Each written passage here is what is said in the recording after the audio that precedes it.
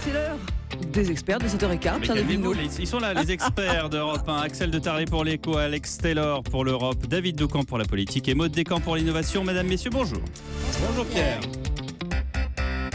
Allez, on commence comme tous les jours par l'économie. Axel de Tarlé, les pays producteurs de pétrole déstabilisés par la chute des cours. L'Arabie Saoudite prépare un méga plan d'austérité. Exactement, parce que l'Arabie Saoudite, c'est un pays qui vit exclusivement des revenus du pétrole. Or, les cours du pétrole ont été divisés par 3 en 1 an et demi. Donc, vous avez un méga problème budgétaire pour l'Arabie Saoudite qui affiche un déficit. Vous savez, nous, on se plaint que notre déficit de 3-4%.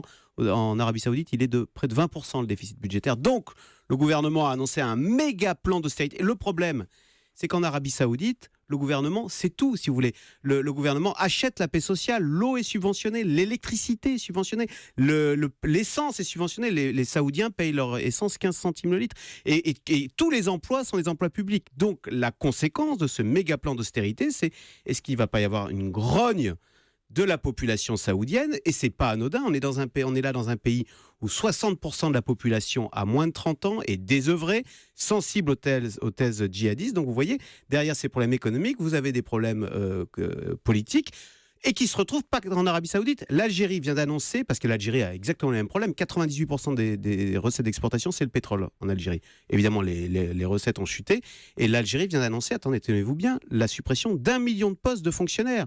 40% de suppression des fonctionnaires. Donc l'opposition parle déjà d'une, je cite, l'opposition algérienne qui, quand même, on l'imagine pas ultra libre. Elle part d'une déclaration de guerre. Voilà. Ouais. Et c'est pas. Et quand je dis qu'il y a des risques politiques, vous avez vu qu'au Venezuela, autre grand pays producteur de pétrole, eh bien le président Maduro vient de se prendre une raclée aux législatives. Il a maintenant une opposition en son sein. Et vous avez la Russie aussi qui subit, avec cette chute des cours du pétrole, une récession actuellement de 4%, ce qui est à même de déstabiliser le pouvoir Poutine. Tout ça pour dire que nous, on a le bon côté de la baisse des cours du pétrole, avec un diesel à moins de 1 euro, mais on voit que on est loin des 15 centimes en Arabie Saoudite. Oui, mais alors justement, ils vont la payer plus cher du coup, parce que comme les subventions vont diminuer, 16 centimes. C'est incroyable, le pétrole baisse, mais les Saoudiens vont devoir payer plus cher leur essence, vous voyez. Donc vous voyez, tout ça pour dire que ça peut créer comme des remous politiques dans des pays sensibles. Voilà. Alex Taylor, le nord de l'Angleterre, a les pieds dans l'eau. Oui, effectivement, nous, on n'a plus de pétrole, mais on a plein d'eau en ce moment. Alors, c'est du jamais vu, des villes comme Leeds et York complètement inondées, des milliers de personnes sans foyer, sans électricité. Et demain, ça va être pire encore avec l'arrivée de la tempête Frank. On estime à 5 milliards de livres, 6,5 milliards d'euros les dégâts. Déjà, des scènes bibliques dans les journaux télévisés. Mais vous nous dites que ça vire à la crise politique, pourquoi ? Pas nettement. Depuis hier, David Cameron était donc sur place avec devant ses les caméras, ouais. mettant tout sur le compte du réchauffement climatique. Visiblement, ça ne passe pas. Ce qui ressort, c'est une vraie colère des gens du nord de l'Angleterre.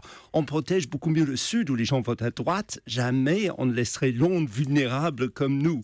Et pour qu'un journal comme The Yorkshire Post, bastion depuis 2 siècles des valeurs conservatrices, critique ce matin à une politique du gouvernement comme indéfendable, c'est qu'il se passe quelque chose. Il faut savoir que Cameron est né au sud et sorti d'une école privée. Il passe au nord comme quelqu'un de très snob, poche, comme on dit. Cette année, par exemple, un conseiller a révélé que lors des dernières inondations dans le Somerset, le Premier ministre avait expédié vite fait un sous-fifre dans un supermarché, acheter une paire de bottes en caoutchouc qui ne font pas cher, de peur de passer pour un type riche avec ses bottes de chasse. Il les a remises hier, c'est dans la une du Télégraphe qui a repéré les mêmes bottes pas chères.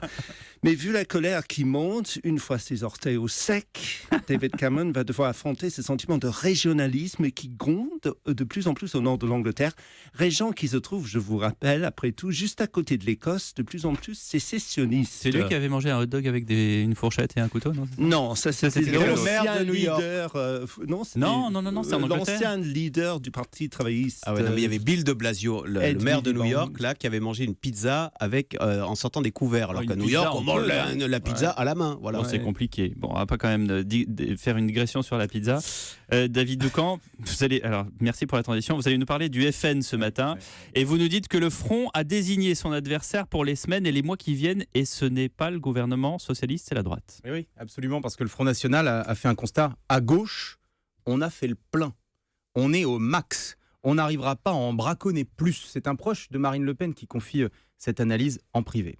En revanche, les électeurs de la droite peuvent encore plus nombreux se tourner vers le Front National. Bref, le Front a un coup à jouer et ce coup, il va le jouer à fond. D'abord en cognant sans cesse sur les leaders de la droite, en pointant leur division, en rappelant leur bilan, le bilan de leur passage aux affaires. Et puis, les leaders frontistes attendent la primaire avec une gourmandise non dissimulée. Elle va tourner entièrement autour de nous.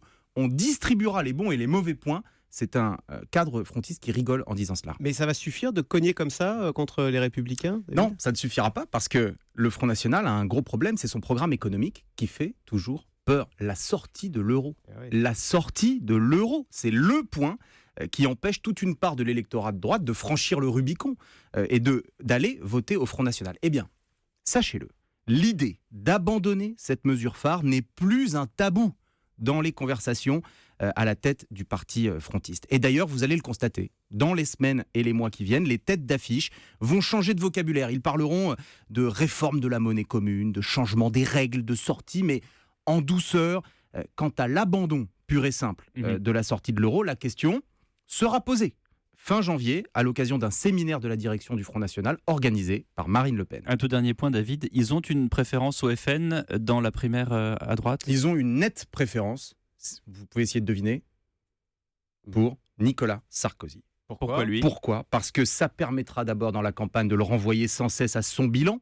Et puis, surtout, ça impliquera sûrement une candidature au centre, comme par exemple celle de François Bayrou. Or, que souhaite le FN ? La droite la plus divisée possible pour espérer être au second tour face à François Hollande. C'est le scénario rêvé de Marine Le Pen. Pourquoi ? Parce que c'est un scénario dans lequel elle se voit au mieux l'emporter, pourquoi pas, au pire, entraîner une recomposition totale de la droite autour d'elle en cas d'une réélection de François Hollande. David Doucan, que l'on retrouve tout à l'heure pour l'interview politique de 8h20. Oui, mon cher Alex. Donc un Front National regagné par la cause européenne, quelque part. C'est ça que vous annoncez. C'est ça qu'on va voir dans les prochains jours. Je pense que vous exagérez un tout petit peu, Alex.